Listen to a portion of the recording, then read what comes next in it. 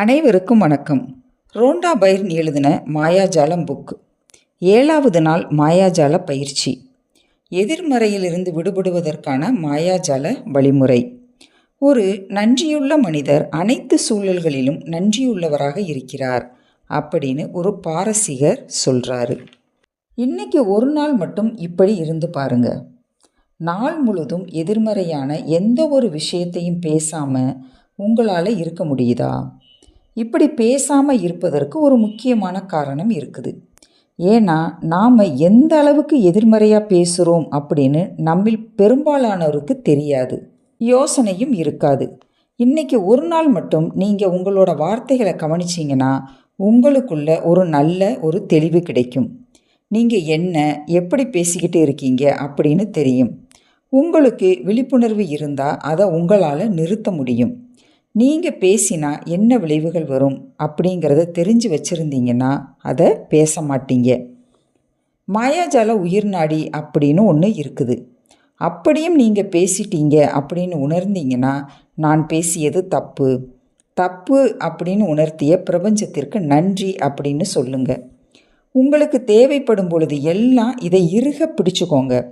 எதிர்காலத்தில் ஏதாச்சும் ஒரு சின்ன பிரச்சனைனாலும் சரி, பெரிய பிரச்சனைனாலும் சரி, எந்த ஒரு தப்பான சூழ்நிலையாக இருந்தாலும் சரி, உடனே கோபம் வந்து நெருப்பாக மாறுவதற்கு முன்னாலேயே அதை நன்றி உணர்வு சொல்லி குளிரச் செய்யுங்க.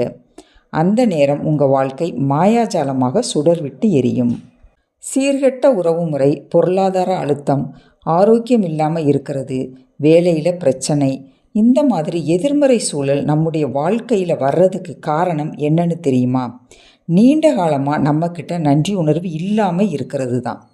இந்த மாதிரி நன்றி உணர்வு இல்லாமல் இருக்கும்போது நம்மளையே அறியாமல் நாம் அந்த மாதிரியான விஷயங்களை உதாசீனப்படுத்துகிறோம். அப்படி உதாசீனப்படுத்தும் போது நன்றி செலுத்துறது கிடையாது.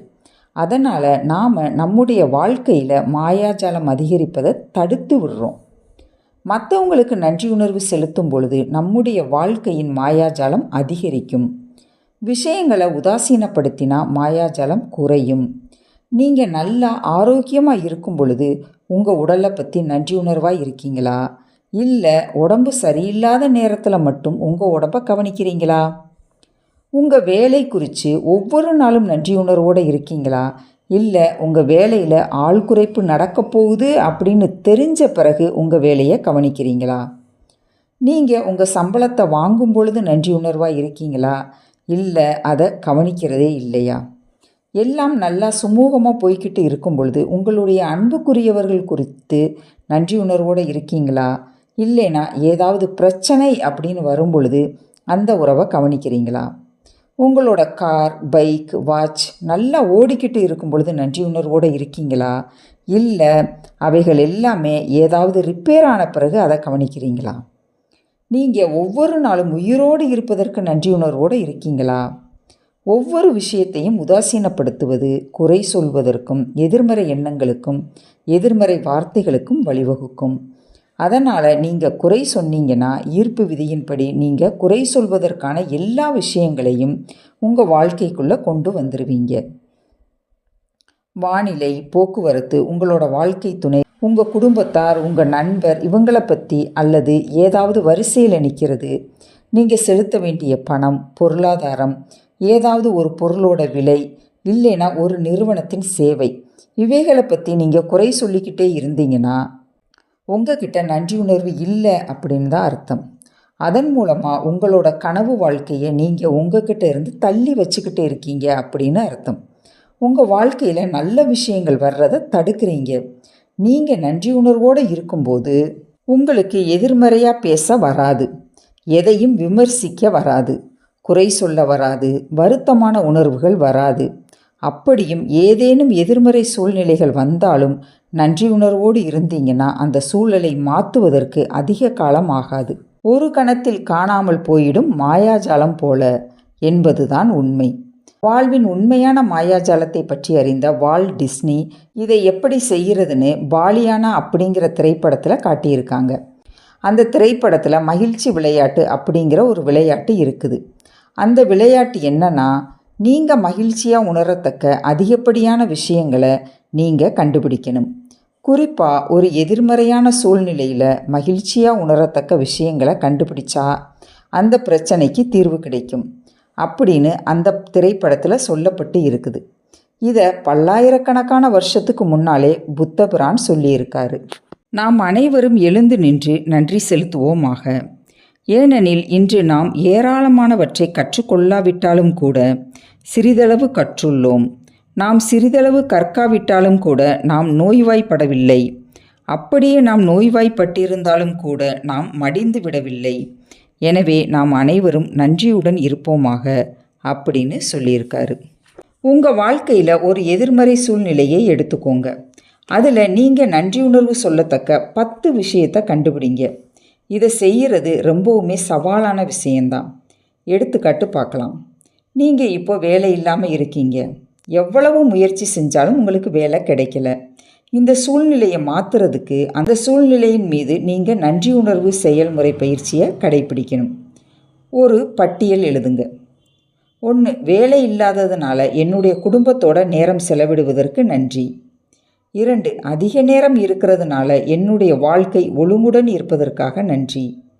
3. எனது குடும்பத்தாரின் ஆதரவோடு இருப்பதற்கு நன்றி.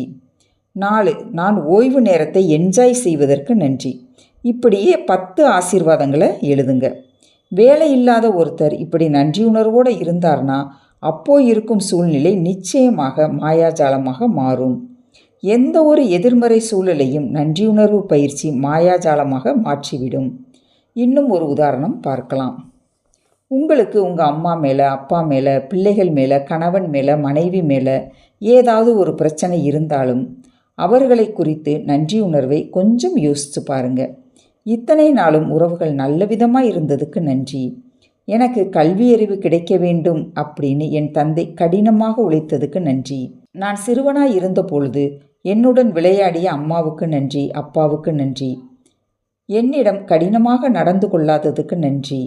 இந்த மாதிரி ஒவ்வொரு நிகழ்வுகளையும் நினைத்து மனப்பூர்வமாக நன்றி சொல்லுங்க.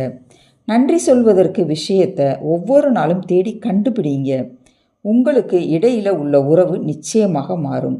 நன்றியுணர்வை உங்களிடம் தக்க வச்சுக்கிட்டீங்கன்னா ஈர்ப்பு விதியின்படி சிறந்த சூழல்கள் உண்டாகும். உங்கள் உறவு உடனடியாக மேம்பட துவங்கும். நீங்கள் தீர்க்க விரும்புகிற எந்த ஒரு எதிர்மறையான சூழலுக்குமான பதில் நீங்கள் உணர்வும் நன்றி உணர்வில்தான் இருக்கிறது. அப்போதான் மாயாஜாலம் தன்னுடைய அதிசயத்தை செயல்படுத்தும். இப்போது மாயாஜால நோட்டை எடுங்க. மாயாஜால கல்லை கையில் வச்சுக்கோங்க.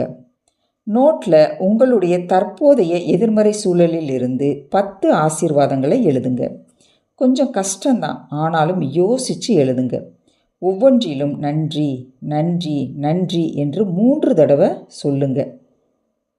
ஒவ்வொரு நாள் இரவு படுக்க போகும் முன்பும் காலையில் எழுந்ததும் இந்த மாயாஜால நோட்டை எடுத்து எழுதியதை வாசிங்க.